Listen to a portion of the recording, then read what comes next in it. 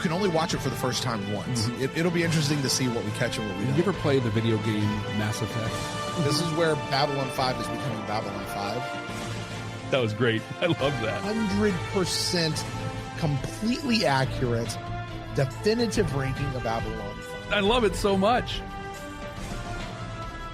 We're officially into it, Jeff. The year is 2025. The name of the podcast, Babylon 5, for the second time. Welcome to Babylon 5 for the second time. My name is Brent Allen. And I'm Jeff Akin. Brent and I used to be Star Trek podcasters, and then we watched Babylon 5 for the first time, and absolutely everything changed. So we've decided to watch this incredible series for the second time, looking for all of those things that there's no possible way we would have seen the first time around. And while we're doing that, we are searching for all the sci-fi messages, maybe the ones we caught the first time, but definitely ones that we had no idea about before. We're also looking to see what JMS himself is saying. This is what I was saying. We're looking at things like where he's holding up a mirror to society, where he's giving us hope that things might be better in the future, or just telling us how to be better human beings to one another. That being said, if you have not seen this show all the way through yet, this is the spot where Jeff and I will tell you, stop this episode. We actually have a whole series that is completely unspoiled about going through it for the very first time. We invite you to join us there. And then when you've seen it all the way through, you're going to want to watch it again. That's why we're doing this. Come back and catch up with us then. Because this is our second viewing, which means everything that we're going to talk about from this point forward can and will be full of spoilers, and they can come from any part in the timeline, from any part in the series, in the franchise, in the universe, out of the universe, all that sort of stuff. Everything is fair game for us to talk about. So if you don't know where the show's going or you don't know what's happening, stop. This is your only final warning. One and no more. That's what you get. Brent, this week we're watching an episode called Comes the Inquisitor. Do you remember what you thought of this one when we watched it for the first time? Yeah, I do. I loved this episode. My memory is really, really loving this episode. I thought it was brilliant. I thought it asked the right questions of the right people at the right time. This episode shows redemption for the most unlikely of people that you never would have thought you would have seen in this show. And now that I'm thinking of it, this episode shows us just how close the Shadows and the Vorlons may actually be to one another. You know, I've maintained they're actually still very different entities, and one is definitely good and one is definitely bad as far as I'm concerned. I know there's some gray area. It's not all the way, and I'm full on board with that. But still, the preferred way to me is the Vorlon way of doing things. But it does show that there are a lot of similarities, because it's pretty shadowy in how they handle stuff here. Things happen in the shade. Jeff, what do you remember? What do you remember about this episode? What's I remember your memory impression. Go ahead. I remember hating this episode. I felt like we got Delenn at her absolute worst. I thought the Inquisitor, especially at the very end, I'm like, oh my God, so dumb, so stupid. What a dumb idea that means nothing. The whole thing, everything about it, I think it undercut so much of who our characters, specifically Sheridan and Delenn, had become to that point. It confused things with the Vorlons, a bit. I don't think there's anything about this episode I cared for at all. It's so interesting to me that you say that, Jeff. Yeah? Because, well, before we were coming on mic here, you had made the comment that this is one of the episodes that you have been looking forward most to rewatching. That's true. Dive into that for just a minute. Why this particular episode of the 111 that are out there that you're like, I can't wait to see that one again. Why is this one on top of your list? Because I think that this is one this really feels like an episode that is built for a second watch. Mm-hmm. So much happens after here with Sheridan and Delenn and the Vorlons that at the time we had no inkling of. And so where I felt they were being undercut and cheapened. I don't think that's necessarily going to be the way I look at it now.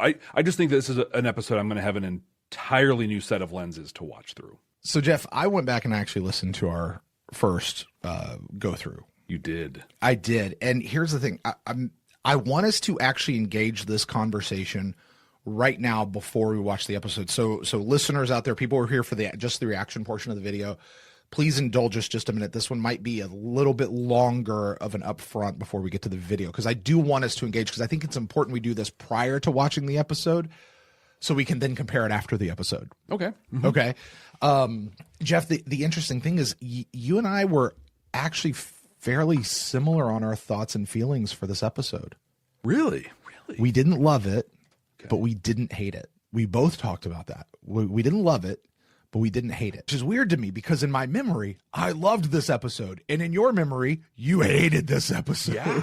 Uh-huh. Now, I will say, by the end of the episode, you slammed it pretty hard. Like by the time we got to the ranking and stuff.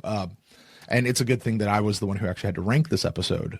You just had to do the messages portion way back when. So, because I was right. Anyway, it was very, very Midland piece. You compared this episode. Correct. You're right. Objectively correct 100%. ranking. Yeah. Absolutely. You compared this one to sourdough bread. Okay.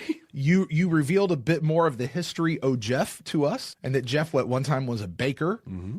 And you talked about some 100-year-old starter sourdough thing that you had received from somebody, and Hortense, how great it was, and you just kept going on and on about sourdough bread. And I don't really know what point you were making. All I know is it made me hungry. Sourdough bread is delicious. It really is. I had said, and this is where I really want to dive into this, okay? Because I had said that this episode, I felt, and I was making a prediction. This was my, as I was approaching it, I was not even a prediction. I was making a speculation, all right? I said that this was Babylon 5's Duet. Now, Duet is an episode out of Star Trek Deep Space Nine. It's a first season episode. It is an episode that most Star Trek folks look on very, very positively. The acting is stellar. It's two people in a room talking is what the episode is. It is an episode that I think the actress to that point was, I think she came out of the theater world, and coming out of the theater world, going into television, going into film, those are two different animals. And this was the one where she really made that transition very, very well. I think also watching that episode benefits a lot once you know the end of the story and where it goes. Mm-hmm. What I've discovered is when you're watching it through for the first time and you don't know where the character goes, you don't know where the actor goes, you don't know how good the actress actually is, it's very meh. And it's not a great episode on first watch. And my prediction was that comes the Inquisitor, speculation. I keep saying prediction. It's not prediction. My speculation was comes the Inquisitor is a very highly thought of episode within the fandom. And people love this episode as they go forward. They just look at this as like a high watermark of just acting and excellence. And we all love Wayne Alexander. Mm-hmm. Like he is the Jeffrey Combs of Babylon 5, right? Like we love this guy. We love everything he's doing. And this is, I believe, his first appearance on the show. I don't know. Council Chambers, first appearance of the show. I believe that's true. I could be wrong. But regardless, he knocks it out of the park. So I had that as a speculation. And I said, the more you're able to rewatch it, the more you're going to appreciate it, which is, I hope that might be a bit of what is also making you really want to go watch this episode again, Jeff, to see. They are confirming the Council Chambers. Yes, this is Wayne Alexander's very first appearance. But Jeff, this is where I'd really love for us to talk about this episode now, full of spoilers, in light of what we know about where the show goes. Okay. Now, this may be a little hard for you because you didn't have all the recap and everything that I got. Right? Out of Yeah, this. I remember so little of this one. Okay. Here's the thing. Remember, so the basic storyline of this, Kosh needs to know if Delenn and Sheridan are the right people at the right time to do this thing. Mm-hmm. Like that's his thing, and this is his testing for them. And so he puts them through this Inquisitor, and really he comes on the station to quote unquote do this with Delenn, and he puts her through a lot of pain and a lot of torture, and inevitably Sheridan steps in and he takes a big brunt of it, and they kind of do it together. And turns out he gets to the end and he's like, hey, just so you know, going through all of this, you are the right people at the right time in the right place. So congratulations. And then he goes away. They really talked about the idea of I noticed very, very prominently on my first watch through, they kept asking the question here, who are you? Who are you? Who are you? Versus the shadows of what do you want? What do you want? What do you want? Which we know is like, that was JMS's whole thing with these two. Who are you and what do you want? He later adds to the questions of who do you serve? Where are you going? Where are you going? And what do you believe, or something like that. What there's 5 of them that are like kind of form the core of everything that he has. I had a theory, though, Jeff, that this was not as much of a testing as it was a teaching. That the stuff that Sebastian put them through was not to test them and see if they were the right people, but was more to teach them that they are the right people. And here's where I want us to talk about this and have this conversation. Could Sheridan, specifically, because we know Delenn just sort of side pieces it here for a big chunk of the rest of the show, right? Like, unfortunately, I say that with broken heart because Delenn's so great, right? But could Sheridan and Delenn have done what they needed to do to be the one who is and the one to come? Oh, without this, without going through this experience, could they have done, like, was there something that happened here that they needed in order to move forward there? Because the lesson they learned in the end was they would sacrifice not just for the galaxy, but they would also sacrifice for just the one. It was about more than themselves, and it was bigger than themselves. So could Sheridan have broken away from Earth had it not been for this experience? Could Sheridan have led? Could he have done the get the hell out of our galaxy, we're not going to play with you folks anymore? Yeah, which is very weird because the Vorlons were a part of that, right? Could he have done that? If you go to Zahadum, you will die. Okay, then I'm going to go sacrifice myself for everyone. Yeah. Could he have done it? What do you think? So actually, he went to Zahadum because he thought that going to Zahadum, being told to not go to Zahadum, was trying to trick him into. It was that whole thing where, because of War Without End, he got that. He interpreted it. I'm thinking about it, and you know what? I think that Sheridan's core character still would have seceded from Earth. I think his core character still would have gone to Zahadum. I think it's who he is. I think this showed us that's who he is unequivocally, right? I think we've seen pieces of it in this season specifically because it's his first one, right? We've watched that arc from like, I'm a smiley, show up pro-military guy that does all that, to like, actually, like, I'm super awesome. I have a ton of integrity. I can see, all the lies and the conspiracies behind things, and I can kind of play both sides of that coin as necessary. But when I think about what I remember of this, I don't know that it was as necessary for him as it is for us. Interesting. I think. I'm not so sure. Now, maybe he would have still gotten there. He would have just gotten there in another way, or it would have taken him longer to get there. I don't know that we can fully answer this question until we have watched Matters of Honor and Passing Through Gethsemane and all of those, right up to Point of No Return, Severed Dreams, all those sorts of episodes. I don't know that we can really get there until we watch them for a second time. But in my memory, I feel like there is a change in Sheridan after this episode.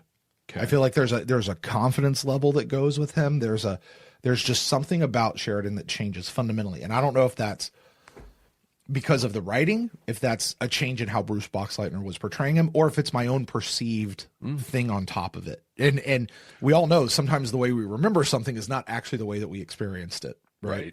So anyway, let's keep an ear out and see as we kind of go through this episode.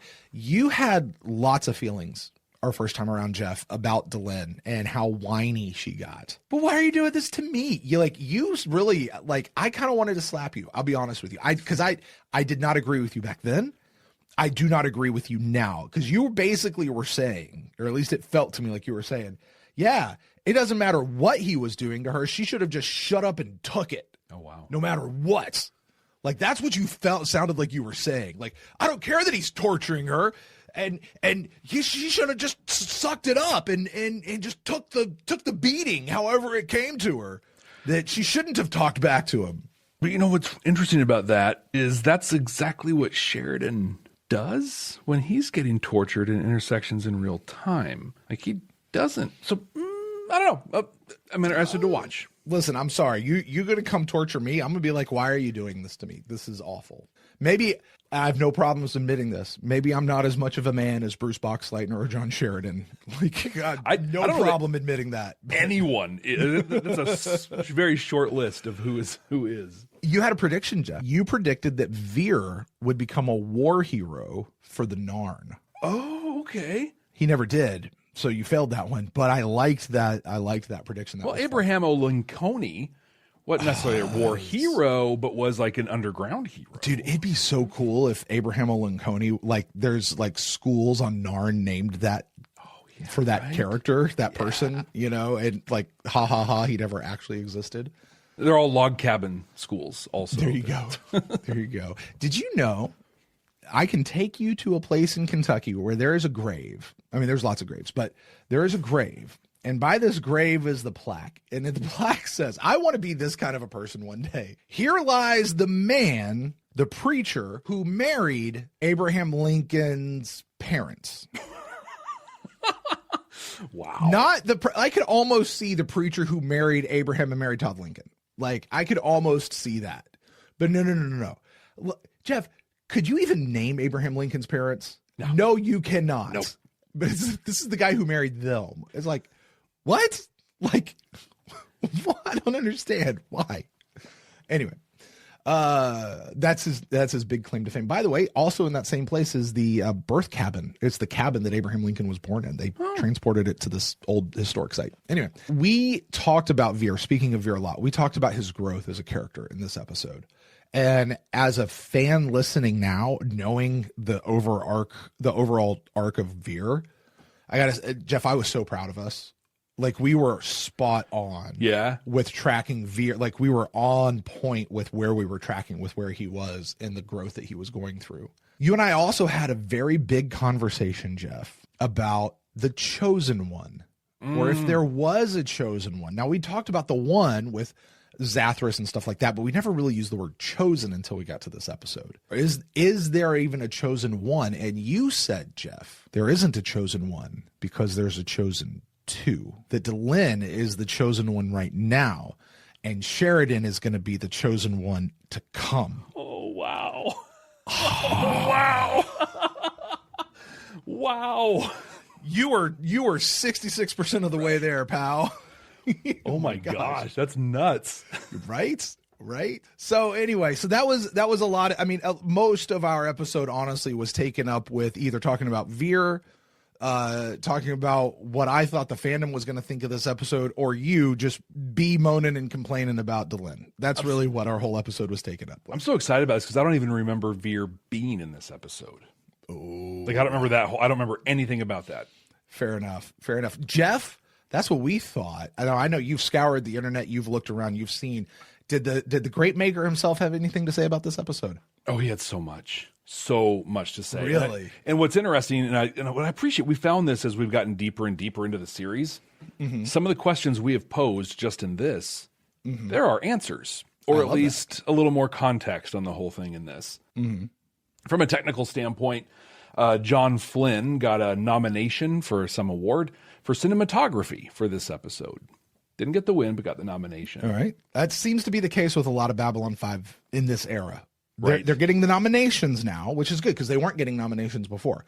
They're getting the nominations now. The next step is to start winning them. He asks someone asks what was the point in bringing up Sebastian's past, the Jack the Ripper thing. He says it's integral to who he is now and what he's doing and why he's doing it. There's something very important here about graying up the Vorlons a little. Of all the people they could have chosen for this job, why this person? It makes them a little more morally ambiguous, and that's necessary. Somebody responded to that with, well, it doesn't fit in with the way the Vorlons have been portrayed. It really bothered me. JMS's response was, good.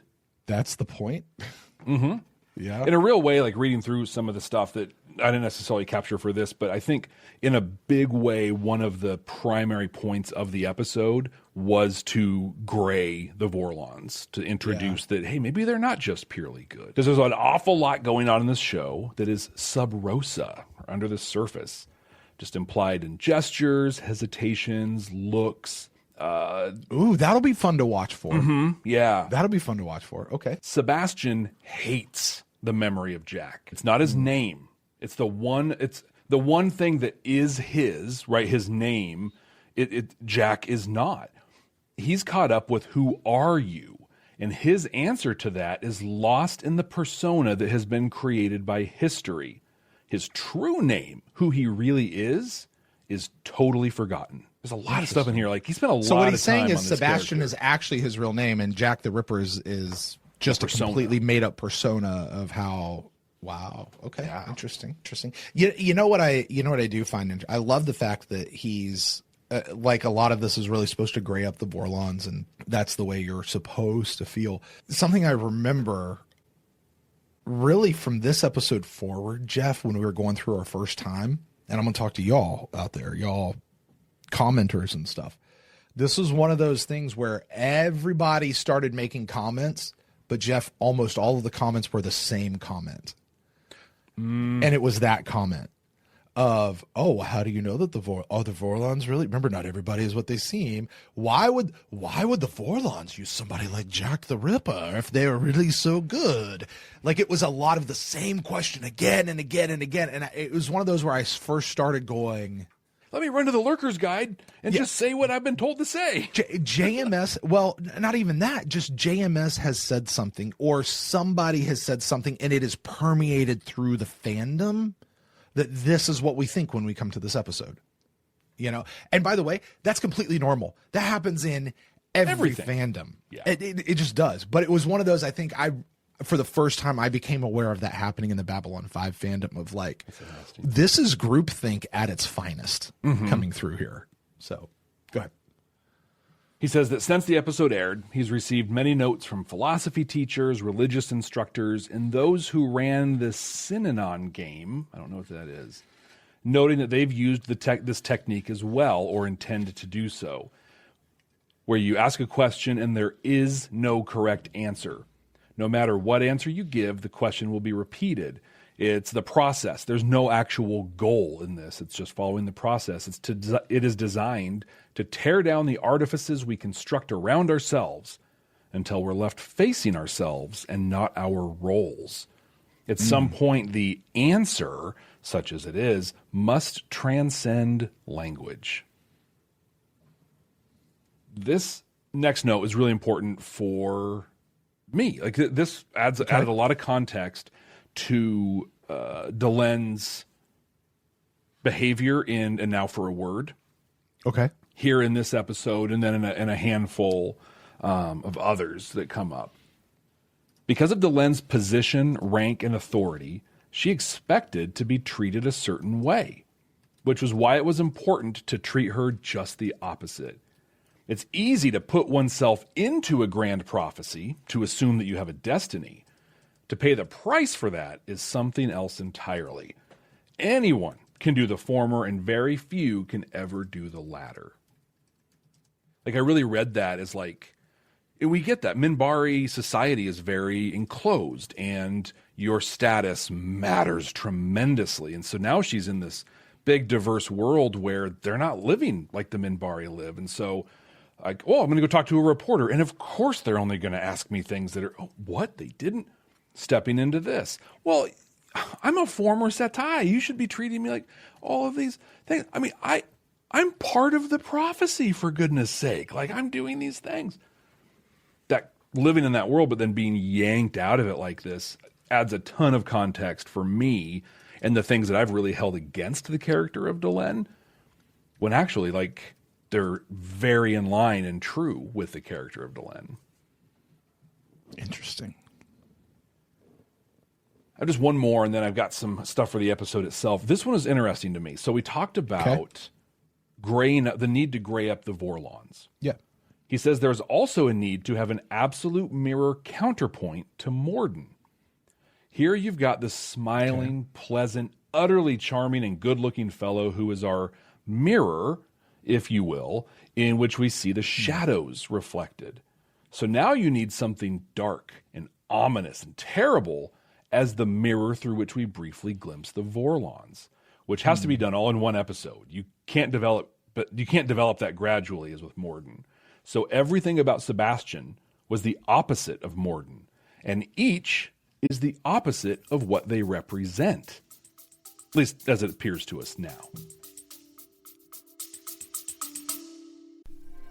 Stand by. We'll be right back. Are you ready to take your Babylon 5 for the first time experience to the next level? With our exclusive Patreon, you'll get access to all kinds of cool stuff that you can only find there. our recording notes, unedited reaction videos, an exclusive Discord community, and you can even be listed as a producer of the show. Plus, we even offer exclusive meet and greets and hangouts. You won't find this kind of experience anywhere else. Get all these amazing benefits, plus the opportunity to interact with other fans from around the world. It's being part of a huge community where everyone shares the same appreciation for Babylon 5. Subscribe at patreon.com/Babylon5First. That's the number 5 and the word first to get access to these incredible benefits. That's patreon.com/Babylon5First. We can't wait to see you there.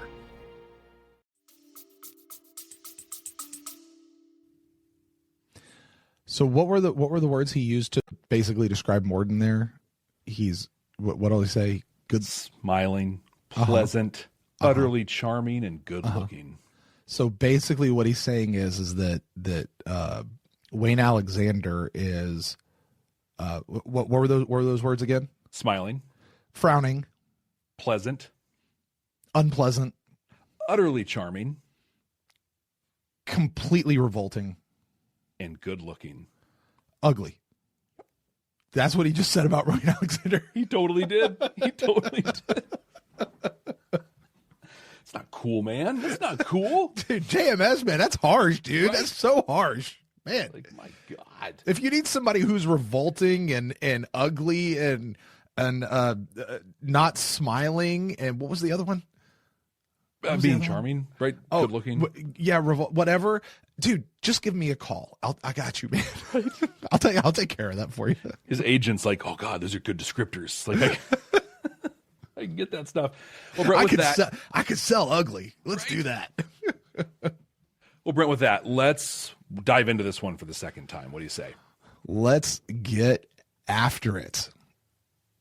So if you're joining us for the first time, I'd like to say hello and get ready for a ride. If you've already been through one at this point, I want to explain to everyone what's about to happen. So this isn't one of those videos where Brent and I have gone off on our own and watched the episode and taken notes and are here to dissect it and dive into all the thoughts and stuff we have. That was our first time viewing. You can go back and watch that one.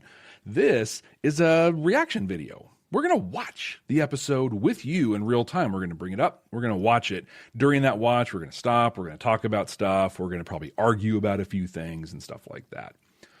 The YouTube, if you're watching this on YouTube, the YouTube version is going to be edited to mostly those conversations that are happening.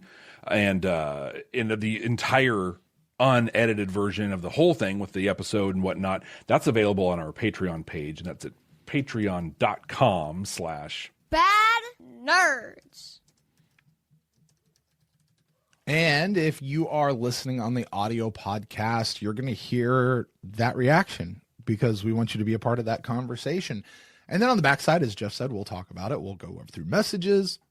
We'll re-rank it, which is awesome. And that's what everybody really wants to hear. So, Jeff, that being said, let's dive into the episode. Let's go. Accessing file. Yes, for a moment their guns are silent. But when they realize they've been able to do this to us without interference, their eye will turn to you. You sit in silence today, but tomorrow that will change. Did we bring up Jeff, the poem on this? Yeah, I was going to say, this is where you brought up the poem of like, when something happened, I stayed silent because it wasn't me, and then it happened to them, and then it wasn't me, and then by the time they came for me, nobody was left to talk for me. Like, yeah.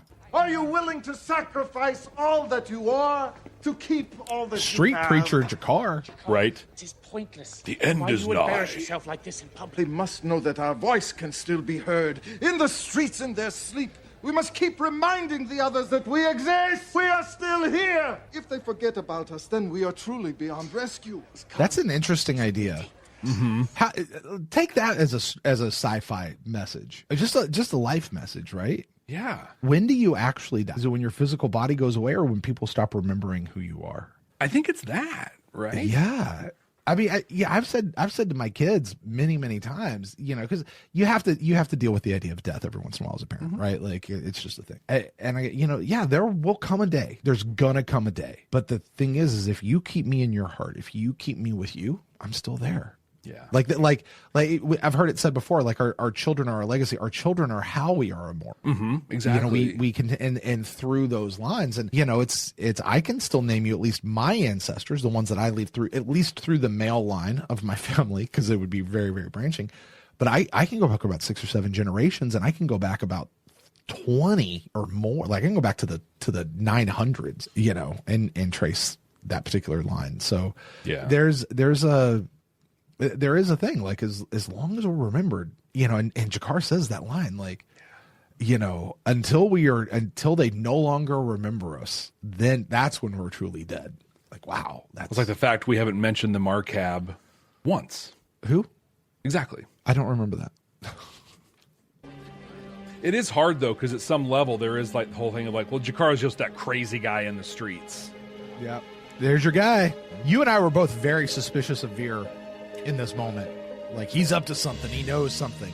Yeah, no, it turns out he's just feeling very awkward and empathetic. What an look at this. He's in the shadows. Is there something wrong? We have sent for an Inquisitor. Saying you might be wrong. Who's we? Inquisitor. We have sent for an Inquisitor. Why? To be sure about you, you will submit to his authority. That's ominous. How will I know who it is? You will know if you survive. If you survive, Question. you will know. Question. If you survive, you will know who the Inquisitor is. Is it possible the Inquisitor is not Sebastian, Right? but is whether herself or Sheridan? Sheridan? Or Kosh? Or something? Lanier? Yeah. It could be. It's fascinating. Wow. Who's we? Ben says we is just the Vorlons in general, which I think is probably the most natural, the natural understanding of what that means. But is there something else? I wouldn't be surprised if the Vorlons don't necessarily have a concept of I. That could be interesting. They just don't even have a singular concept. Like they're Like they're not a hive. They're not all one, but they are all one. yeah. We are all Kosh. To be sure about you. Why? It's very interesting to me that Delenn, an ambassador, supposedly on equal footing with Kosh as an ambassador, he says jump, and she goes, yes, sir. How high and where would you like me to land? Like, Yeah. like that's interesting to me. I think like with them, with both the Koshes showing up in Ducat's room way back. Like she understands there's like they are equals, but they're not. They're not equals. Yeah, we're not on the same level here. I totally get that. But it is interesting. I don't know if we got this juxtaposition, your favorite word, the first time, but in not signs and portents, but in Chrysalis, Delenn had to see Kosh to know for sure. Now Kosh has to see Delenn to know for sure. Or I maintain maybe Delenn has to see Delenn to know for sure. Oh yeah, because I'm still not sure that's like I'm still unsure of what is the motivation here. Like, what has changed since Chrysalis? Let's say let's give them the whole season. Okay, what has changed since Chrysalis that has made Kosh and the rest of the Vorlons look at Delenn and go, we're not actually sure about you. Let's bring an Inquisitor in and just make sure. What's happened in the last season that would make them want to do that? Is it just that the shadows have become more and more to the forefront, so they've got to now do a final check before they go, or what's going on? I think you might be onto something from what you were talking about earlier. They know the answer to the question. Like they know what's going to happen to Delenn. They know everything up to when Sinclair goes back to the past. Right. And so they understand that she's going to play a role. She's going to have all these things. They know she's the one, essentially. So maybe to your point, they know that she needs to go through this to come out the other side ready. Back up just a little bit. Okay. Going to War Without End. By the way, spoiler alert, if you're still here, why? Go away. Go. Okay. In War Without End, Zathras has a conversation with the three of them. Sinclair, Sheridan, and Delenn, and says, it's all three of you. You're the one who was, you're the one who is, and you're the one who will be. He goes through that. Kosh is not a part of that particular conversation. Correct. Okay. Sinclair goes back in time. Kosh and Kosh 2 Electric Boogaloo go with him, right? We think they do. We're not sure which two Vorlon are, but I'm assuming. Or he goes back in time and he finds them in there, because that'd be a weird circle. Like, I went back in time with you. He goes back and he finds them way back then and convinces them to join him somehow. And then that's younger Kosh and Kosh 2 way back then. Regardless, okay? Yeah. So has Sinclair explained, where does Kosh know that they're the one? Or does he know that they're the one? Like, did Sinclair ever tell Kosh and the others, you are the one. You are the one who will, the one who will be, the one who is. Like, it's a retcon, but in the gathering, he calls Sinclair and Tilza. Right. Which is the one. Right. But that's him noticing Sinclair from when he knew him as Valen way back when. So if he knew he was the one, if he knew he was the one, he probably has the whole, it's reasonable to believe he has the whole story. Right. So by the time that Kosh gets here, he understands that Delenn is the one. Mm-hmm. But I guess, so they met Sinclair / Valen way back when. They came through. And just in the last 2 years, 3 years, have they met Delenn and Sheridan. I guess I could see this to go, hey, we've heard about these other two. I just need to make sure it's you. Like, it could be that. We just need to make sure it's you two because we've heard about you two for 1,000+ years and we just met you like 2 years ago. That's a good point. I guess I could see that. Like, is it Delenn or is it Delenn Smith? Like, which one of the Delenns is it really you? Is it? Right. I just want to make sure. Because I've kind of been operating on this assumption and I think we're here. I still think I like my theory a little bit. I like your theory better, where this is preparing her to be the one. I think this is a step in her journey. This is a step along the way. It also means, I think, that he knows Sheridan will get involved because if it's that thing too, if you are all truly this thing that I've been told and have been, whatever, I don't have to tell him he's going to get involved. He just is. Yeah. It's, this is the thing that pulls him in. And I mean, do you think after this experience that Delenn didn't hop on the phone with Sinclair and have a conversation with Jeffrey? Right? Yeah.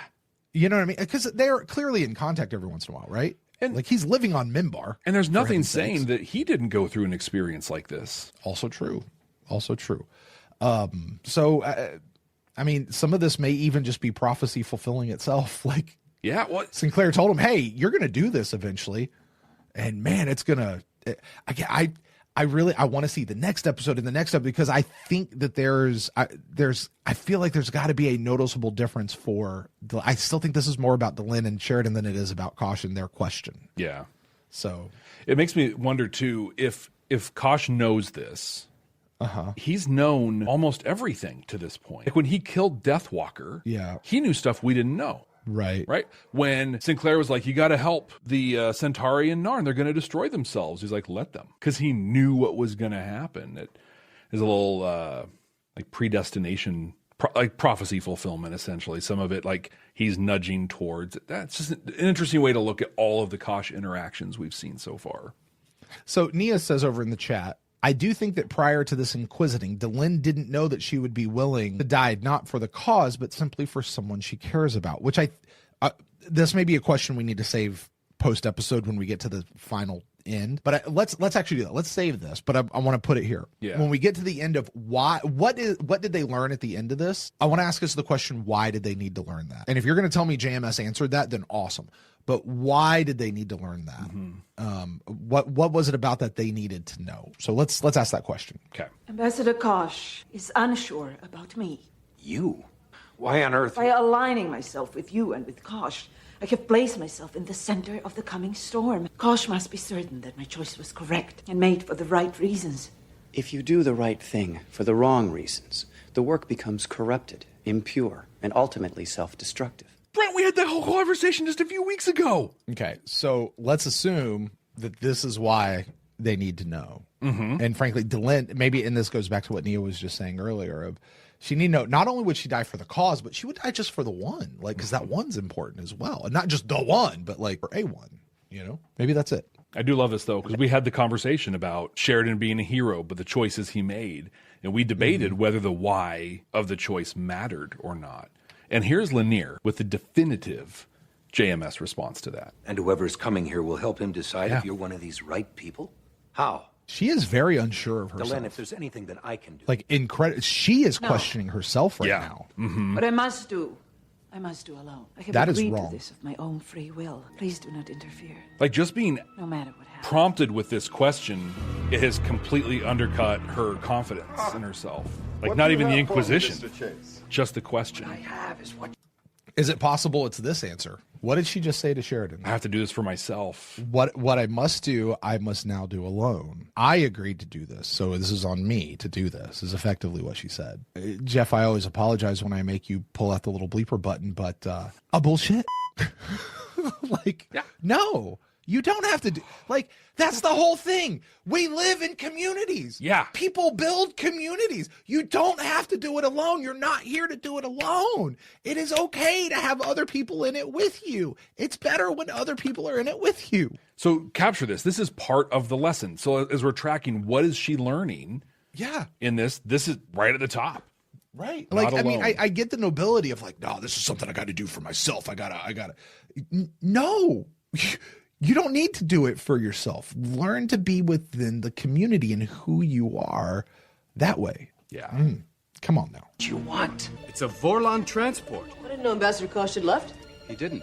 Ivanova to Sheridan. Sheridan here. Captain, have I got something for you? It turns out it is for you. I believe I am expected. I remember my first thought when I saw this. Yeah. Outside of just creepy English dude, it's oh, it's Moriarty. Mm-hmm. But I was thinking the guy from Next Generation, not literally Moriarty. Telling me what you were doing on a Vorlon transport. I would, actually. Aside from Babylon 5, I didn't know the Vorlons had any contact with humans. No, I'm sure you didn't. Where is Delenn? I also just remembered, Jeff, I do have a big problem with this episode. Okay. A big problem. This is the episode. This episode set me up huge to believe that when another historical figure by the name of Arthur comes on the station, that he possibly could have been the real one. And I'm still okay that it wasn't. I just don't really don't like how they handled the rest of the episode. But whatever. But it's this episode's fault, man. It is. I agree. Looking at this picture right here of Sebastian, acknowledging that Wayne Alexander is not British. He's an American dude. I'm going to say to my Whovians out there, could you imagine, what a great villain for a great master, maybe. That whole look. He looks so young, too. I don't remember him looking so young. I'll send for her when we're finished. Nothing changes. Corruption. All right, Dr. Franklin. Immorality. Chaos. When were you last on Earth? Long ago. Was that weird that we were just focused on that one woman? You're asking about that shot, that lingering shot of that girl walking across the station. Mm-hmm. Nia points out over in the chat that the idea of Jack the Ripper was that he went after immoral women. So watching him watch this woman walk across with whatever presumptions we may make about just based on her look alone kind of actually fits character a little bit. I don't know if that's real or not. I don't know if that's, I'm not saying Nia's wrong. I'm just saying I don't know that that's what they were intending by that particular shot or that particular look, but I'd say it's at least plausible. Possible. I'll prompt up what JMS said, that part of Sebastian's thing is he hates being called Jack. It's not who he is. It's not his name. It's a persona created by history. And so, yeah, it could totally be that. Also, he's not Jack. But with Sebastian, was he whatever he did with whatever he really was in history? Was that directed at immoral women? Because clearly, the concept was he was killing prostitutes, and I think it's important to state that JMS. I don't know. I wouldn't know if I would use the word. I would not use the word obsessed, but very, very interested and focused on the deep history of Jack the Ripper. So in the script books that kind of go into some detail, I mean, there are multiple pages of him talking about, well, this letter and this newspaper article said this, and there was this guy who then carried through who moved to this place, and this, he's deep into the conspiracy of who Jack the Ripper is. Oh, the conspiracy theorist JMS now. Yeah. Is what we're talking about. It does occur to me, though, if this is the case, is this perhaps some sleight of hand way of Kosh calling Delenn, wow, going, are you an immoral person? Are you lying to everybody? Is this all about you, or is this about the greater, wow, what it would be the greater implication of potentially why bring this particular person to test and see, if you're really a witch or not. Although he explains why, because he knows that who he is and who he is not who he's been labeled. So he's obsessed with that, and he's going to bring that to who are you. You know, there's another great person, not necessarily from history, but certainly from fiction, that has that same thing. Yeah. A lady by the name of Elphaba Throp. Ooh. Who her label was not necessarily what she was in reality. Exactly. One you've been waiting for is here. I'm going to write that like Took us a while to fanfic. find what he wants. Elphaba Throp comes to the station. He's waiting for you now in Grey 19. She didn't notice the longer, like, elevator Are you ride? sure you want to go through with this? I've just spent some time with him. I don't like what I see. I'm sure it will be fine, Captain. It's interesting they're having this whole conversation we didn't see on screen as a voiceover while she's walking to this. It's like that's where she's existing right now, in the warning. Also, cool way to like do two scenes literally at the same time, right? Masterful lighting right here. There's the shot composition here. I mean, nominated for it. Look at that. Dude, great use of haze. And that's like the Grey Council. Sure. With like the little... Spot enough. There you go.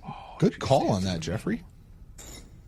Put them on. How many shades of gray The are we talking about here, manacles are made sir? for you. You can remove them at any time, but if you do so, you admit failure and defeat, and will stand before the Vorlon as inadequate for the task ahead. Who are you? I'm the seventh son of the The seventh son. ambassador for Minbar. Unacceptable. That is only your title. What other people call you when you choose to hide behind formalities. Who are you? I'm the daughter of... Unacceptable. See, this isn't quizzing. This is teaching. He's teaching her who she is.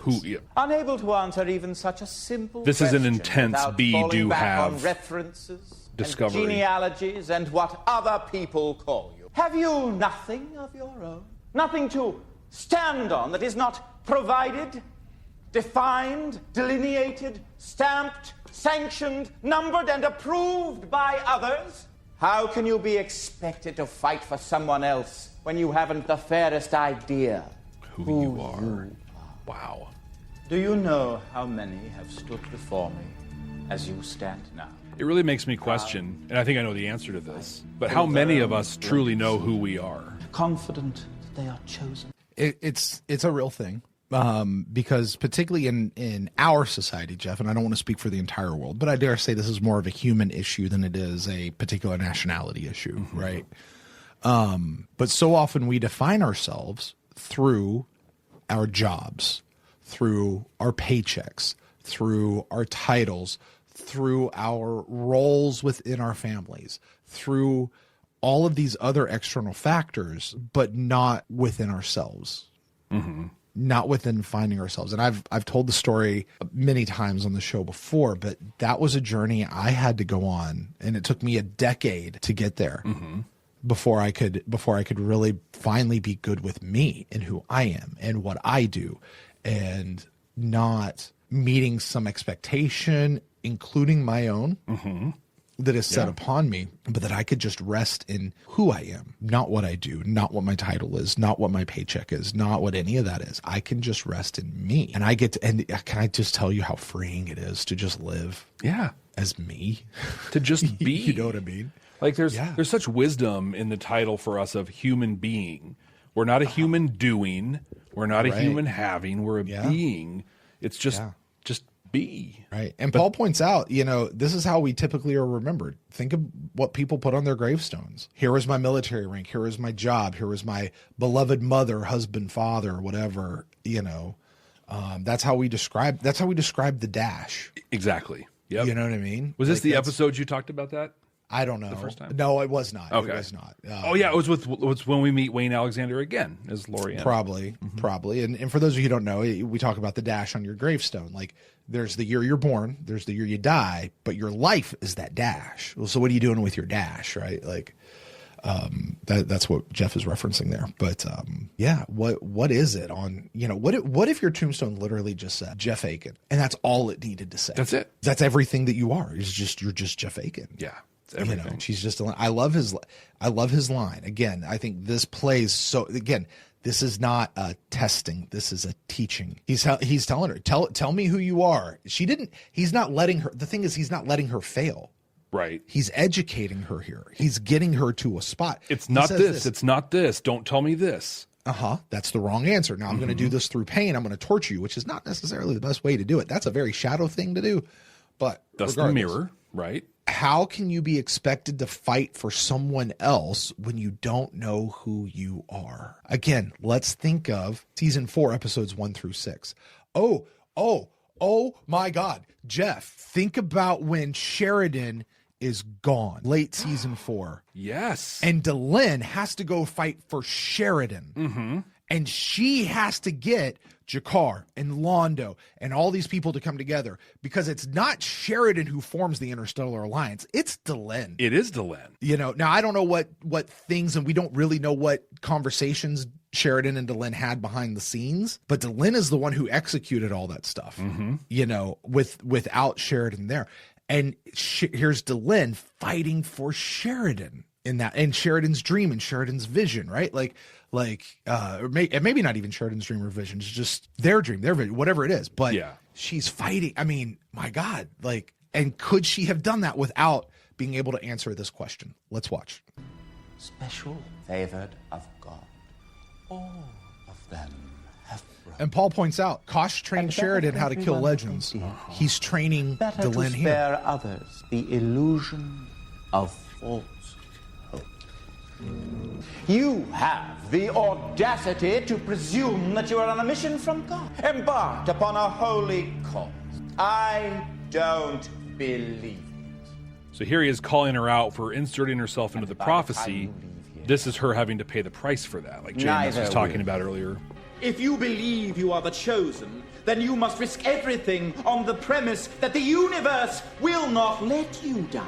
He's just calling her out, and she knows it. You see that on her face. She understands that. We will find out once and for all. It's an interesting idea. If you think you're the chosen one, that you're going to do all this great stuff, then you have to believe on some level that no matter what I do to you today, you are not going to die. The universe is not going to kill you and let you die because you're this chosen one who's supposed to do all this stuff. So I can sit here and literally do anything and everything I could to you, and you're not going to die. Do I want to go here? Give me a yes or no, Jeff. Yeah, because I think you might be going to where I'm going also. No, I'm not. Okay. Not at all. Okay. Not at all. I'm going to turn to the Old Testament. Okay. The Jewish scriptures. I think we're going to the same place, actually. Yeah.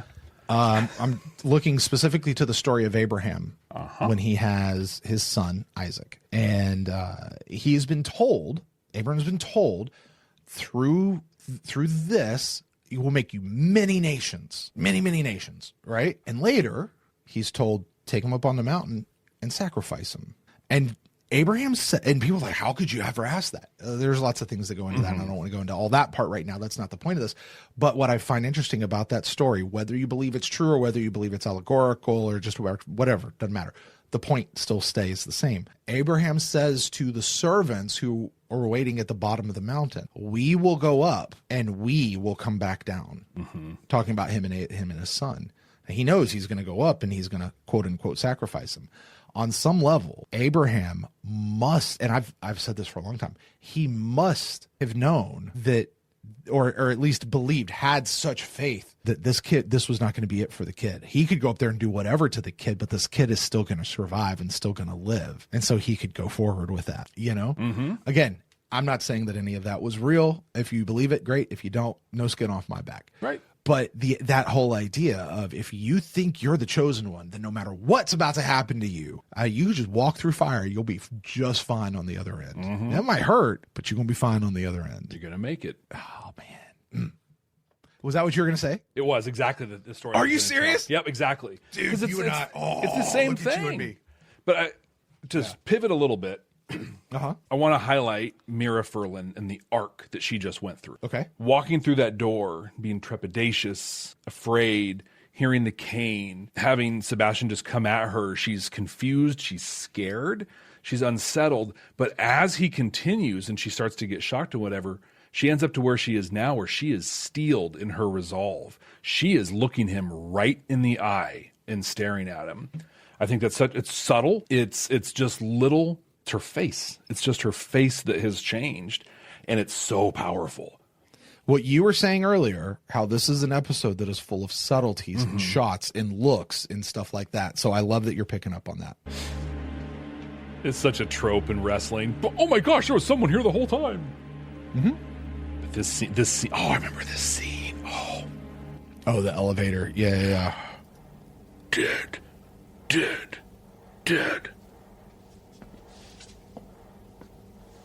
The silence. Oh my God, it's so powerful.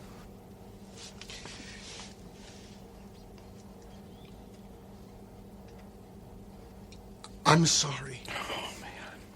I wish. So you and I had a big conversation in our original talk about what does he mean by I'm sorry? Is he actually apologizing? What's he apologizing for? Who's he apologizing for? What's Veer got going on? Or is he just showing empathy? And this is the generic way of showing empathy. Like, man, I'm really sorry you're going through this. I'm sorry this is happening.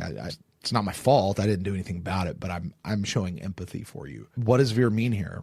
And then is Jakar's response appropriate? And what does even Jakar's response really mean to Veer, who clearly had nothing to do with it? Right. So let's watch this, and I want to talk about that. Yeah. There was something that I could do. I tried telling them, but they wouldn't listen. I mean, they never listen. I'm sorry.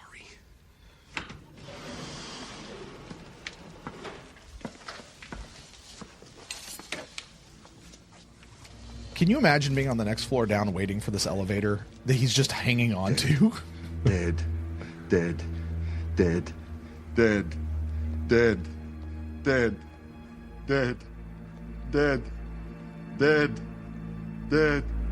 How do you apologize to them? I can't. Then I cannot forgive. And now you juxtapose that with a quote that you quote all the time, Mr. Akin. People can never forgive yours, but I can forgive you. Yeah. Wow. All right, so what do you think, Jeff? So I think that Veer is very brave. I want to start with that. Yes. Regardless of what it is, the courage that he showed here is off the charts. It would have made sense for him to walk up close to the door, just wait for that thing to go and scurry off. I think that's what any lesser person would do. But Veer didn't. He chose to say a thing, and this is my read on it. It doesn't matter. It doesn't matter if he was just showing empathy, or if he was actually apologizing for his people, or if he was apologizing for his inability to stop it despite being right next to the people that made it happen. I don't know that it matters. I think what counts is that he said something. And Jakar's response, how else could he have... There are two other ways he could have responded. Ignoring him completely and just walking out, or stabbing him in the throat. Can I give you another idea? Because it's kind of what I would take out of this. Hey, drip, dead. Can you apologize to any of those people? No, why not? Because it's too late for them. There's a whole lot of other Narns that aren't dead yet. Do something. This lights the fire. Do something. Don't just sit there and be sorry. I can't forgive you. Don't be sorry. I tell my kids go and they screw up all the time. Like, oh, Dad, I'm so sorry for that. I'm like, don't be sorry. No, stop being sorry. Yeah. I don't need you to be sorry. I need you to not do this again, or I need you to be better. Like, go do something. There are still others out there. Go do something. Make sure they don't join the drips. I don't know that that's what Jakar was actually trying to say. Maybe it was. Maybe it wasn't. I think Jakar's just super pissed. Yeah. You know. And there's a piece of me that wants to say inappropriately so. Right. I think there's a couple things here. I think, do you know how long it's been since the Long Twilight Struggle, like in time for them? Like 2 weeks. Like 2 weeks to a month. Like, it's not far, because this is all supposed to be happening within the confines of a year, each season, right? I think, because like it's a thing where if this was within a couple of days, then like Jakar, it would be unreasonable to expect Jakar to verbalize anything outside of hurt and fury. But if it's been like a few weeks or something, I think it would be reasonable for him to be like, dead. Can you apologize? No, then stand up and do a thing. I think it would have been more Jakar. Mm-hmm. Well, I don't know about that. It would have been more season 5 Jakar. He's not there yet. Yeah. And here's the thing: Jakar may have meant screw off. There's nothing I can do for you. I don't want to hear this. Veer could have taken that as a call to action, though. Exactly, Ben. And they ask, "Is this the moment that Abraham Olinkoni was born?" Yep, I think so. Ben says this in the chat. Like, Ben, I'm going with that. Yep. This is the moment that the whole thing starts for Veer. You can, I mean, I'm going to pretend. I want to just, like, in my face, on his face, I want to, like, there's no fear, there's no anger in Veer's face. There's compassion. And I am going to read behind his eyes a drive to do something. I have to do something about this. Yeah.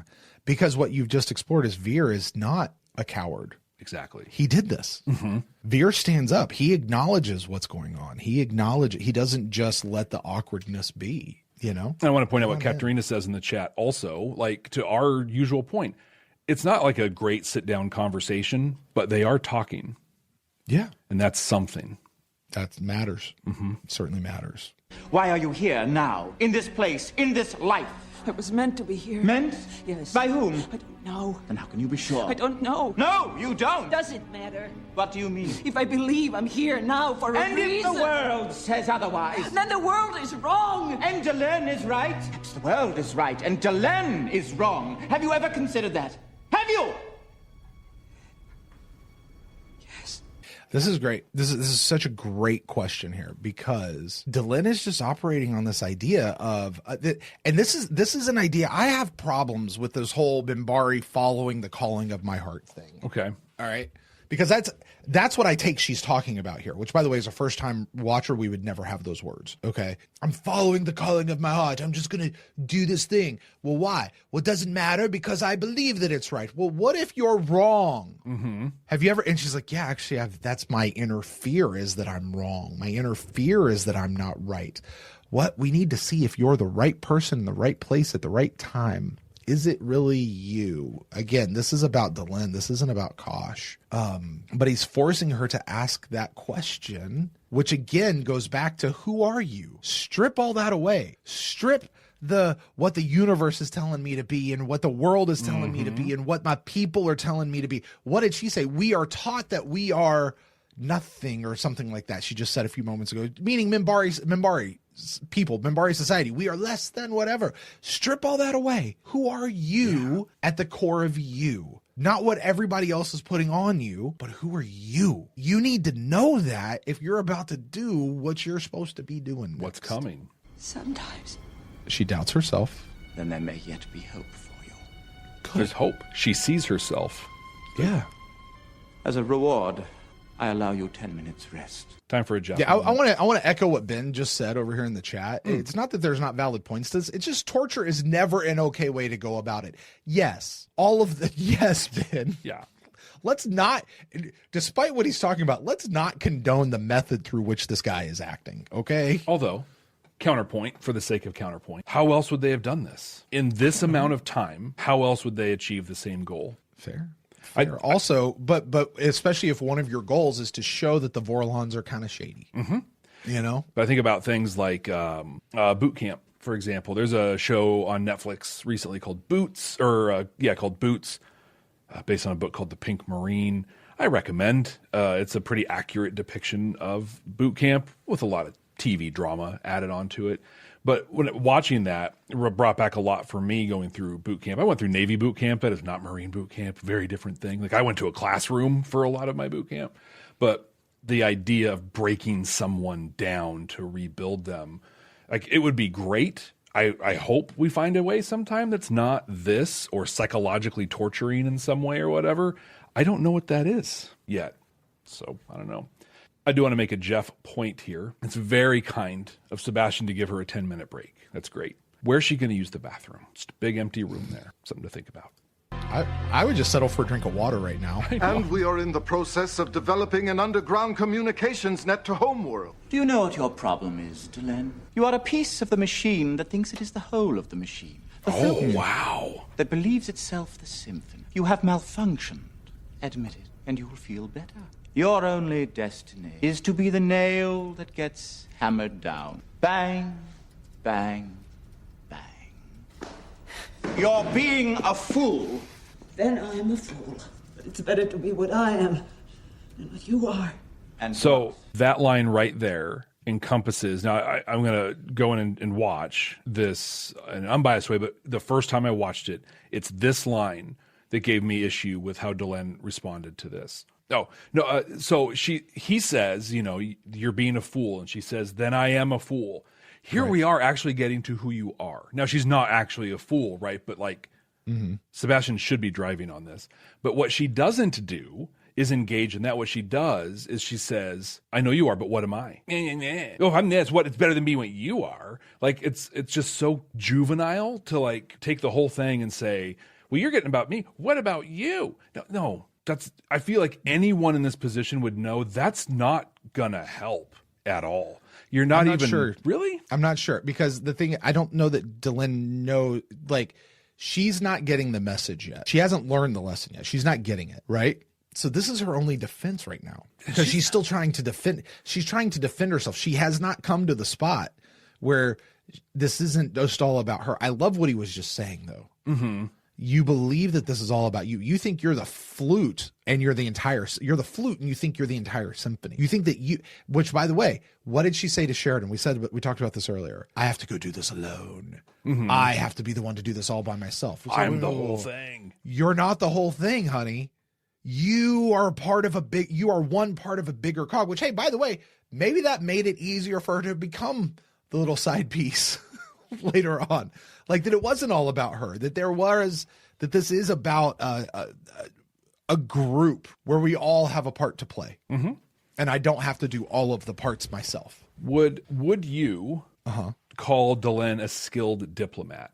Based on what we know about her from now all the way to the end, or based on where she is right now in her journey? Where she is right now. No. I agree, based on her behavior right here. Because if she was a skilled diplomat, she wouldn't be taking this approach. Whenever is it effective to, right? Yeah, Ben says it in the chat. I'm rubber, you're glue. What you say bounces off me and sticks to you. Like, that is literally the approach she's taking. And she's the ambassador, the diplomat from the Minbari. I think this is where I had a hard time with the whole thing. She is better than this. But I don't know that she is understanding this role as an ambassadorial role at this point. This is personal to her. I'm not talking about, again, this is all about her. Yeah, but that's not the point I'm making. What I'm saying is, as an ambassador, as a diplomat, you learn interpersonal and communication skills. You know that when you're in conflict. She's not done that, Jeff. She's not had that class. You know why? Because she's de MF and Delenn. De MF and Lynn. Whatever. Yeah. You know what I mean? Like, she's Delenn. She can just do... Delenn can do no. Delenn is awesome. She can just do, as Sebastian is saying, because the universe is on her side and the universe has done that. And I would submit to you, just even right now, because she goes through this, Delenn becomes the best version of Delenn she could ever possibly be.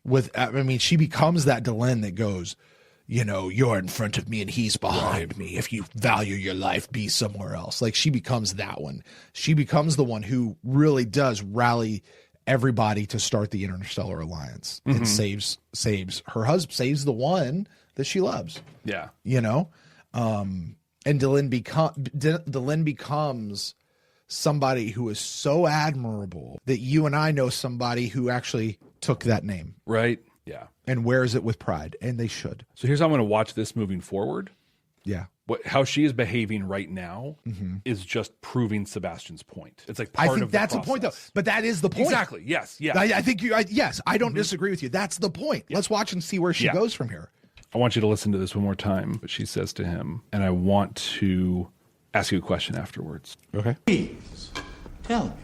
You are a creature who has received pain and given pain and taken too much joy in its application. You've aspired to dreams and been disappointed because you are not strong enough or worthy enough or right enough. So you lash out at anyone who believes they can make a difference. Is she talking about Sebastian or herself? Can you play it one more time? Because I think it's a great question, and I want to make sure I give it a thoughtful answer. Also, there are some parts of it that are absolutely about Sebastian and not her. But, sure. But overall. You have aspired to dreams and basically didn't meet your dream because you weren't worthy enough, right enough, or she said one more, strong enough or something like that, right? So here's the thing. Sebastian has lived his life, right? Like, whatever this thing is he's doing right now is not life. Right. Okay.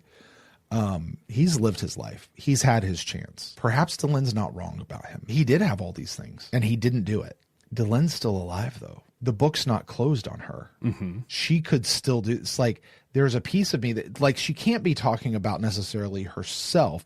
What she could be talking about, though, and maybe she doesn't even realize it in this moment, is who she could be if she goes down the same path that he's going down. if she holds these dreams that she thinks she's going to get to simply because she's worthy or because she's right. But what happens when that fails? As he said in a couple scenes ago, have you ever thought maybe you're wrong? Right. So what's going to happen is she going to wind up just like him if she's wrong and she doesn't get to those dreams? I think she is talking about Sebastian here, but what she may or may not realize in this moment is she's also talking about her potential future self. Does that make sense? It does, and I can see that. What I'm seeing is this is the point at which she begins to break. Like she's starting to break and turn. Yeah. There's a combination of her describing Sebastian, but actually talking about who she is. Like she's starting to see who she is in the reflection of Sebastian. A lot of what she says and will say is clearly about Sebastian, right? Given pain, received pain, taken joy in it. That's a Sebastian thing. That's not a Delenn thing, right? This piece coming up is a Sebastian thing. But I think like it's starting, the work of Sebastian is starting to show, and she's starting to see it right here. But she doesn't know that, so she's projecting it all onto him. And here's the thing, Sebastian can take that projection. Yeah, he doesn't care. Yeah. You know what I mean? He can hold it and he can be like, yeah, that's exactly. And look at what you possibly could become, or look at what all of this is. Mm-hmm. This is why I can reflect back to you. And take that and keep going down his little path. Because Sebastian, not Jack the Ripper, Sebastian is strong enough to have somebody think these thoughts about him, and it doesn't destroy who he knows about him, what he knows about himself and who he is. Mm-hmm. Right. So you lash out at anyone who believes they can make a difference. Now Sebastian because it reminds you of your own failure. You have to prove they're just as bad, just as flawed as you are. Yeah, she doesn't lash out at people. That's not a thing she does. Well, no, I was going to say, is this still actually Delenn, though? Does Delenn, in her own way, does she lash out at people? I mean, Delenn gets pissed off at folk. Yeah. Right? Delenn still feels guilt over the whole Earth Minbari war because she still thinks it was her fault that the whole thing happened because she was the deciding vote. Is there a journey that Delenn goes on here that doesn't culminate until she gets to atonement? Maybe, right? And sees the whole picture through the new lens that she's developing here. Just saying. Who are you? I'm Delenn. And you have a destiny? Yes. No. Be a nice Minbari. Conform. Be quiet. Admit you are inadequate. No. Bang! I can feel your heart, Delenn. I can hold it here in my hand. I can close my fist around it. You feel your heart, Delenn. Feel it slowing. I think this is why he's pushing her over the line here. I love it. Yep. Like he sees her right there and he goes, okay, let's push harder. Mm-hmm. Give in, do it. And she's digging down. No, it's not. This is, it seems so evil, right? Right. And here's the thing. Yes, it seems so evil, but it's working. Yeah, it sucks. Again, torture's never okay. Exactly. Torture's it's not right, okay. and it's working. Which I'm going to... Categorically, this is evil. What he's doing here is evil. Mm-hmm. Categorically, what the shadows do are evil. Mm-hmm. I don't know that what the Vorlons do is evil. Might not be right, but I don't know that it's evil. Just saying. Please, you have to go. Quickly. Not without you. If I leave, I will have failed you in caution. I will have failed everyone. If you care for me, you can't let that happen. Please go. Please go. She's still putting everything on herself at this point. Captain Sheridan! Defy Kosh. You're the only one who can. You're the only one he'll listen to. Why? It's Ambassador Delenn. The Inquisitor. I think he's killing her. Interesting that Lanier goes to Sheridan there, considering where that relationship leads to. Right. Hey, here's a question. Did Delenn go through this process and build up a tolerance for pain or whatever, that when she steps into that wheel of fire or whatever it is, that's what allowed her to live? That's the whole point of this whole thing. It just gave her enough. Gives her enough to reform Minbari society. I'm afraid this isn't going to work out for you, Delenn. It's not really your fault. Your fate was dictated long ago. It's all in the hands of others. You were That's doomed the lie, right? from the moment of your birth. In fact, I think he's starting to see that it probably is going to work out for her. So the final paint the other in our picture. little drama arrives at last. Leave her alone. Why? Just do it. What is she to you? I don't have to answer your questions. No, you don't. Ow. Your turn now. They are doing a good job of doing that moral ambiguity of the Vorlon right here. Like, right. Yikes. You said you didn't have to answer any of my questions, but there's no reason to exclude you from our deliberation. How much are you prepared to risk? How many people are you prepared to sacrifice for victory? Ooh. Are you willing to die friendless, alone, deserted by everyone? Because that's what may be required of you in the war that is to come. Is he talking about the Earth Civil War? I don't know, but I want to hear this again. Yeah. That's not the look of somebody who's surprised. Oh, he's expecting That's not this. the look of somebody who is not expecting this to happen. Right. Finally, it's here. And he even says it. Here we go. Ready for the final act in our play. Right. And the final player in our little drama arrives at last. In our little drama. It's all game. Hey, Seb, we're going to need you to come over here and you're going to play this part like you're giving her a test, but really we need you to be teaching. And somewhere in the end, this fake thing you're doing, this guy's coming in because you had to teach him too. But he's going to be a little easier to crack than she is. So he only needs about 10 minutes. She needs like the rest of the 40.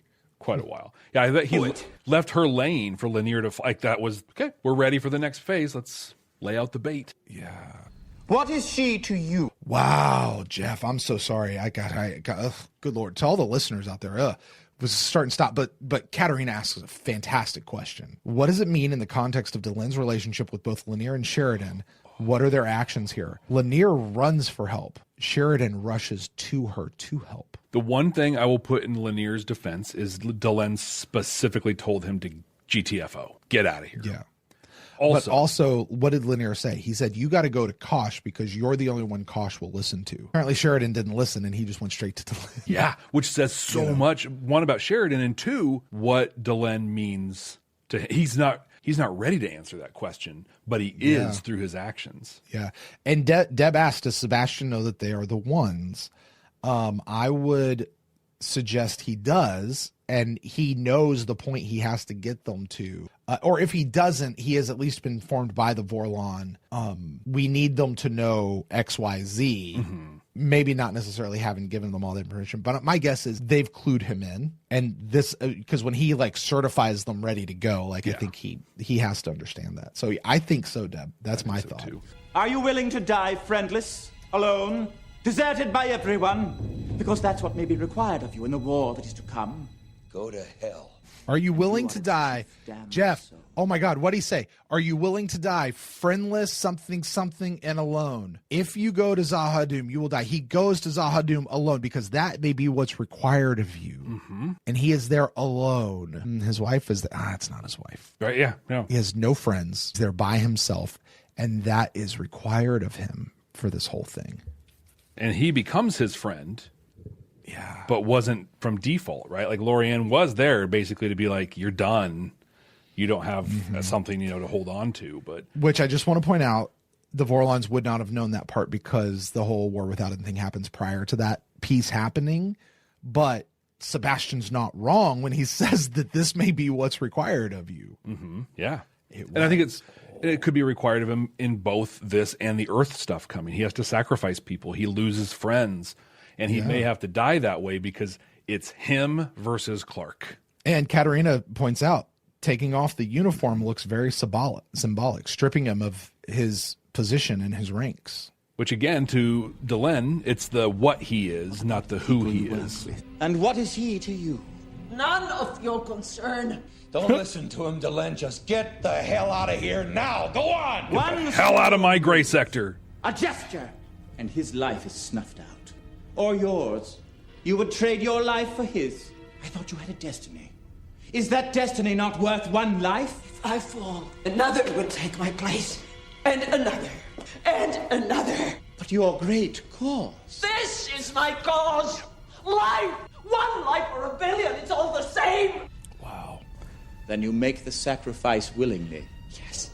No fame. No armies or banners or cities to celebrate your name. You will die alone and unremarked and forgotten. This body is only a shell. You cannot touch me. You cannot harm me. I'm not afraid. he has reformed. He has shown her who she is. This isn't who Delenn believed she was when this started. She was Delenn, I have a destiny. If you are so important to the universe, you're chosen, then nothing can happen to you. Do all the stuff, let it happen. And she pushes back and she's like, I am Delenn. I am Delenn. Through all of this to this moment where she's like, my body is a shell. There's someone else behind me and someone behind them and someone behind them. She understands now. And I believe she always knew this, but now she sees it. That like, it's not about her. It is about something bigger and greater. And she's so passionate. Like all of the passion she had in her role in the prophecy is now here, and this is authentic and this is real. And so like she's strong and she's powerful. And Sebastian. So I'm sorry, it's not about the prophecy. It's not about being chosen. Nope. Because who are you chosen by? Yeah. Who did the choosing? It's not about being chosen. Jeff, there it is, right there. It's not about being chosen. It's just about being the one. Being the one, yeah. You don't have to be chosen. You can be the one without being chosen. You're not going to succeed at this simply because you were chosen to do this. You're not going to live through this because you're chosen by the universe and now no matter what I do to you, you're still going to live. That's dumb. You could die with what I'm doing to you here. Mm-hmm. You just need to be the one. And what's interesting about being the one is there are multiple the ones. Anyone maybe could be the one. Right? If they step up and see what Delenn has now truly seen. But you and I have had this conversation before. Why was it Delenn had to be the one to go through the chrysalis? It could have been anybody. Yeah, right. It was her because she just simply went, I'm going to do it. Mm-hmm. She chose herself. Choose yourself. You don't have to wait to be chosen. You're not going to do this because you have some divine choosing. You choose yourself and you go do it. Do the thing that is required of the one. Like, go do it. You and I say all the time, hey, stop waiting on somebody else to make the podcast you want to listen to. Go make that podcast. Right. Yeah. Do it. Go do it. Go do it. And they're saying stop putting your faith in the prophecy, put your faith in yourself. Bingo. That you can do it. Right. She had completely tied herself to that prophecy. I exist. I have value. I am Delenn because I'm tied to the prophecy. Right. Now, I am Delenn. I am these things because I am part of this, and I believe because I can do this, and because I'm in this. Mm-hmm. Yeah, I'm here. Yep, he's like, you're good, and boom, done. Just like that's that. What you needed. That's the lesson you needed to learn. Are you all right? Huh? And what a big deal! Their first response is to hug each other. Not, "Are you okay?" But immediately. Hey, by the way, with Delenn, does that not free her of Minbari's society in some ways? It frees her from so much. Society, expectation, all of it. Does it free Sheridan from... I mean, again, you and I posited this is actually supposed to be teaching Sheridan and Delenn. Maybe not. Maybe this really just was Delenn. At this point in the episode... So I think only Delenn has learned anything. Yeah. You don't think she's learned anything? No, I think she's the one who has. I don't know that she's the only one who has learned something. Yeah, Sheridan has. I don't know that Sheridan had it. Yeah. I'm not entirely sure. No greater love hath a man than he lay down his life for his brother. Not for millions, not for glory, not for fame, for one person. In the dark, where no one will ever know or see. When the darkness comes, know this, you are the right people, in the right place, at the right time. What are some of the absolutely nutso things that these two people do in the darkness to help? Sheridan goes to Zaha Doom. I don't know. What's the something of light and dark? Like there's a whole episode title of that. Mm-hmm. It was like right after the whole Severed Dreams thing. Yeah, right, yeah. No, there's so much that happens in the dark, mm-hmm. right? When the darkness comes, you are the right people in the right place at the right time. Knowing that, you're a superhero. But here's the thing. If Delenn is taking the lesson that we say she's taking out of this, then she doesn't even need to know that because she already knows it. She doesn't need him to say it. She just knows it about herself. Whether I'm the right person or not, I'm the person who's here. Uh-huh, yeah. So that makes me the right person. and like the right person, it could be the person who has to get wiped off the board unceremoniously for something else to happen. Yeah. But it needed to be that person. And Ben says over here in the chat, and kind of taking a different stance than I am on this, and that's totally cool. He's like, I'm 100% convinced that she would see it or believe it when it mattered, whether she had this Inquisition or not. Does she really need to go through this in order to get to that spot to do what she had? Maybe not, but this is how she got there. Yeah. You know what I mean? And the thing is we don't know what the story would have been like without it, had she not gone through this spot.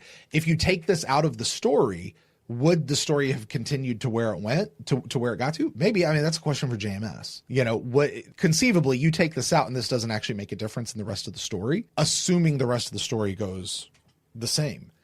But how much of this changed the way that they behaved, the way they interacted, and the fact is we just don't know. It's kind of like saying, hey, in a football game, if you would have just made this one tackle in that one play in the second quarter, well, yeah, but if you make that tackle in one play, that changes everything else. Like, that's the domino effect, right?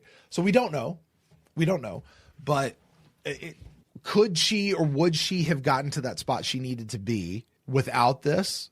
Yes, but it would have just been some other way. This is the way that it wound up being. Yeah. Is I think would be my response to Ben on that. So anyway, let's finish this up. I want to bring up one other thing from our council chambers chat that I think sums this up personally with what I definitely find this unnecessary, except to make us ask uncomfortable questions about the Vorlons. JMS said that was the point of this episode, was to gray up the Vorlons. So, yeah, per Becky, mission accomplished. Like, it worked. Yeah. And that, I mean, that goes back to what Ben was saying. Like, had this never happened, would she have still gotten there? I guess based on that alone, if the whole point here is to gray up the Vorlons and not actually having anything to do with Delenn, then sure. I'm going to put more into his story than that, though. Like, there is a point to all this. Because, and I do think, even if there's not a point to the story here for Delenn, there is a point for all of us on this. Also, torture is bad all the time. It is. And it's not justified, ever. Ever. And we are saying, hey, it's working. That doesn't justify it. I want to be very clear about that. Yeah. I said about boot camp. It works. It shouldn't have to happen that way.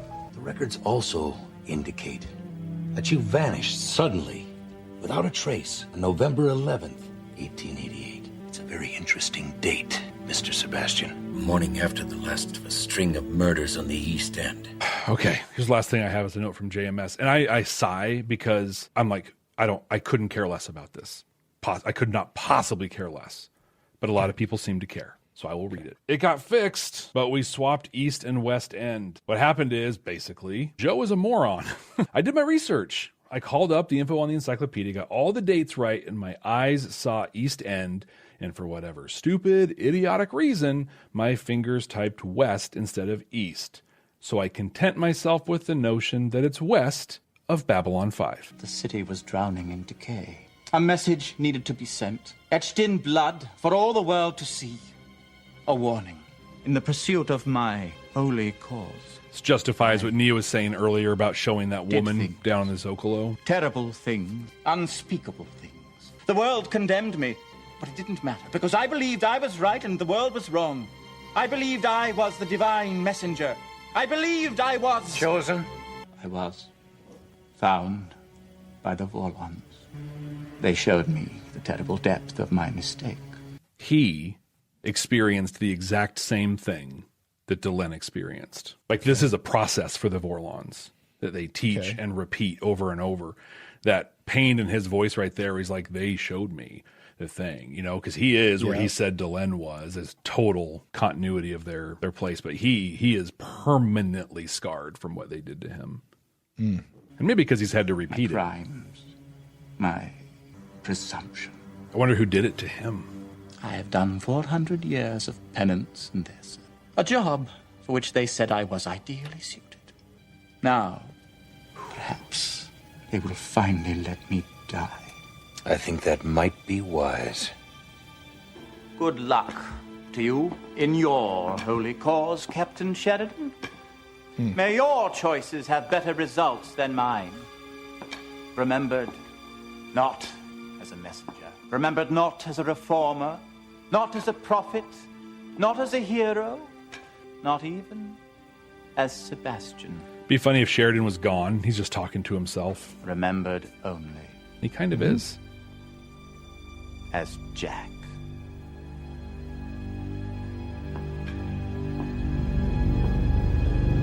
Jeff, can two things coexist? Yes. Can absolutely. two diametrically opposed things coexist? Absolutely, yes. Is it possible All right, because there's a chat going on in our council chambers, and I want to acknowledge it because it's a worthy chat and it's a good chat. Is it possible to absolutely condemn the use of torture and say it's not okay and it's not justified ever, and at the same time acknowledge that there is a lesson that was learned here, that we could debate whether or not that lesson could be learned another way. I don't think that's actually germane to this conversation, but just the idea that this is the way the lesson was learned and still condemn the method through which it was taught. You absolutely can. But allow that message to be valuable and be integral to the character growth and development. Is that possible? It is very possible. I would add this though, and I think they may have given us the cipher to this earlier in the episode. If you do the right thing for the wrong reason, it corrupts the thing. So if you get to the right outcome the wrong way, it corrupts the way at a minimum. Like what I'm saying is the way in which they did this was wrong, horrible, corrupted. Where they got is where they needed to go. So it is yes, but it does show us. I mean, because it's a legit thing. Why would the Vorlon, who are such a good people, who pride themselves on this idea of order and poetry and whatever, pull in somebody who's going to use basically the Shadows methods? Yeah. Right. Okay. Also, you can't look at me and then say that what the Shadow are doing is not really that different from what the Vorlon are doing, because clearly that's not okay. Yeah. What the Vorlon are doing, right? Like, well, I think you've been very adamant in that you see the Vorlon as the good guys and the Shadows as the bad guys. But I think what this episode ultimately did was we've had them like this, and for people on our audio podcast, like I'm holding up the two hands, it just Venn diagram, like it overlapped a little bit, where it's like, hey, yeah, there's some commonalities here that you would not have known about to this point. Right.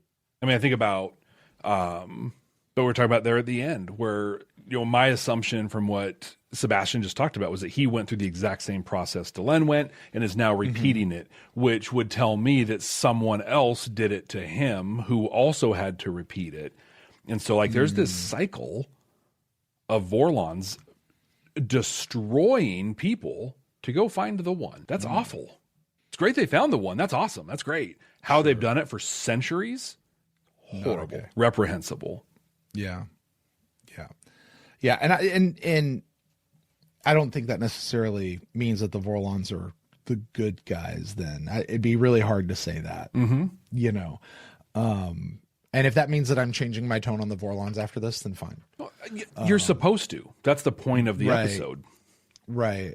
I would say as an overall, I don't know that it makes you. I think this might be where I was balking, because the idea that a civilization would try to help a lesser developed civilization come along is not bad in and of itself. To help them come along because you're trying to, we always compare it to the overbearing parent and the one who's trying to control everything and all this kind of stuff. Trying to help the civilizations come along is not bad, right? And if you're going to help a civilization come along with the choice between culture and conflict, culture is the way to do it. Right? I'm going to help you develop your culture. The reasons why, we can certainly debate those, but this is the way to do it. What the Vorlons did was they just compromised themselves. And we see that continue from this point forward. And they will compromise themselves. I like what Texas Alashock says in the chat. It's not about, he doesn't say this, but it's what I'm reading. It's not about good or evil. This is the first hint that the Vorlons are just as much a part of the problem as the Shadows. It's not good or evil. It's the problem. Yeah.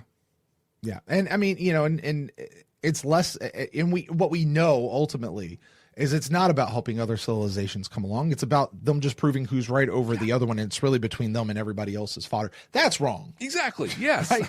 But on the surface, I do want to go back and address a question that I asked way back at the beginning of this episode, Jeff. Okay. That being said, I'm going to preface this. I don't know about you. I'm still coming at this where there was a lesson that Delenn, maybe not even Sheridan, really needed to learn in order to move forward and do what she needed to do. Did she have to do it through this method? Probably not. Could it have come another way? Probably. This is the way that it came through in the story, so we'll just go with that. She needed to learn that lesson. And the whole thing begins, she goes to see Kosh, and Kosh says, we need to know. And I ask the question, who's we? Maybe we is not the Vorlon. It's not the ubiquitous we as the Vorlon need to know. Maybe the we was specifically Kosh and Delenn. Hey, Delenn, come here. You and I need to find this out. You and I need to know this. You and I, the we is us. She is the we. And I say there was something that happened in the episode. I don't remember exactly what it was. It was something she said or something she did that I was like, oh, it's her. Because she's the one who needs to learn it. And she was there. Just saying. They both, interestingly, in different times and ways, sacrifice themselves, right? For things like Kosh through attacking the shadows, Delenn through stepping into the thing and reforming. I mean, she sacrificed herself. The fact that Naroon pushed her out and took the hit is she went in with the intent of sacrificing herself. Right. So yeah, they needed to know that so that they would go be able to do those things. And then Sheridan, it's interesting because I felt like he had more of a role, like active role. He definitely you remember him role. Having more of a role the first time we watched it than what he actually did. Totally, right? yeah. Me too. Yeah, here he was like the pivot to push Delenn over the edge. Yeah. And I think Katerina said it earlier in the Council Chambers chat, and I think it's great. The thing Sheridan learned, turns out he's really into Delenn, like at a deep emotional level. Right. And that's important for everything. But I think like all three of these people, Kosh, Delenn, and Sheridan, step up and sacrifice themselves. And they do it in ways, well, Sheridan and Kosh do it in ways that are, well, no, never mind. I'd say they do it in ways that are not really visible or whatever, but nuking Zahadum was pretty visible. Delenn stepping into the little ring fire thing, that was pretty visible. Kosh getting beat up in his room, that was quiet and not visible. But well, Brent, I think that we discussed this episode at length during it itself. Are there any other key points you want to bring up? There is one thing I want to talk about, unless you have anything else. I mean, I think we could continue to discuss for hours whether or not what the lesson was that Delenn learned here and how it impacted her choices later. And we could also continue to discuss whether or not it was the right lesson to learn, or whether it was, I think we're all in agreement it wasn't the right way to learn the lesson. Right. But I think we could go into each one of those conversations between Sebastian and Delenn, and we could break each one of those down and have that. Yeah. That's beyond the scope of this particular show and beyond the listening capacity, I think, of our audience, which our viewing audience with us live right now, we're at 2.5 hours. I don't know what this is going to be on the edit, but we're certainly there. So that is a very long-winded way of saying no. Cool. I agree. I just wanted to state for the record, and we'll get to this in the next segment, but my viewpoint of this episode has completely changed from the first time around. What I saw is Delenn being what did I say? What were my words? Well, it's all about me. Yeah, well, you're very whiny. Yeah. Well. That's a quote, direct quote, by the way. Probably, yeah, with the affect and everything, I'm totally sure. Yeah, I don't see it that way anymore. That was part of the process. Like, that was incredible writing and incredible acting that shows what she was experiencing at the hands of Sebastian. Yeah. So I see it differently. I win. You win. I don't know. Somebody there wins. Air high five, Jeff. Internet high five. Yeah, I think that's I started this whole thing. My big theory is this is Babylon 5's duet, that people watch it later and they just become enamored with it. I think there's a lot of stuff that we could really dig out of here. Although I got to tell you, in my experience of talking to folks, I don't hear a whole lot of people talking about this episode in high regard. Yeah. I hear a lot of, oh yeah, I like that episode, or don't really care for that episode a whole lot. Like, it still seems to be very whatever. So I think I might have missed the mark on that one, but I think there's some interesting, so you've changed your tone on a lot of this. Jeff, it's interesting you say that because, the first time around, I got to put this in the ranking. But this time around, as we create our 100% completely accurate and definitive ranking of Babylon 5 Season 2 for the second time, you're the one who gets to place this one, Jeff. And you said you have a very different placement. Well, at least you have a very different idea of this episode. So let's find out what you do. I'm just going to do top 5. I don't know if it's going to crack our top 5 or not, but I'm going to do top 5 on this season. Top 5, episode 21, Jeff. Holy schmoly. 5 is Confessions and Lamentations. 4, Geometry of Shadows. 3, Coming of Shadows. 2, In the Shadow of Zahadum. And 1, The Long Twilight Struggle. Jeff, where in this thing do you place Comes the Inquisitor? An episode that may not be incredible, but is incredibly deep and contains a lot of stuff. I'm really in a place where I'm focused on the deepness of it, the philosophy behind it, the questions, the challenges, and then the technical aspects. To a line, to a facial expression, the acting in this was incredible. Lanier saying to Sheridan, he's killing her. I mean, it was in profile, but his face, this was executed perfectly. The cinematography, all of that. So I'm in that. And so as I think about ranking it, I have to come back up, right? And look at the episode as a whole. One of the questions that I am asking is the one we've talked about. If this never happened, right, would we still get where we needed to go? Because I don't want to discount again that while this was meant to show us the Vorlons aren't such, squeaky clean people, man, this was a rough way of doing that. Okay. And if I focus just on the messages, the conversations, the philosophy, the technical execution of this would almost crack the top 3. But when I come up and look at it as a whole, it suffers a little bit, but not nearly that much. Ultimately, Brent, I'm going to put this one at number 8, which puts it just below A Race Through Dark Places and just above Soulmates. Wow, that is quite the leap for you. It is. It was number... Where did this end up in our final season 2 tally? Do you know? It was 14. This one won't go any lower than number 9 now. Exactly. Unless we do another shuffling later. But, wow. On the come up for Comes the Inquisitor. I think you, Jeff, are maybe where I was when I saw this the first time. I thought there was a lot of depth to this episode but what I was aware of in the moment, I didn't have the context to be able to even come close to properly examining it. And I'm not sure that I have the proper context to properly examine it right now with where I am sitting in this chair. Like, I feel like this is one of those episodes that really probably requires multiple viewings, probably within multiple viewings of the series. Right. As a whole.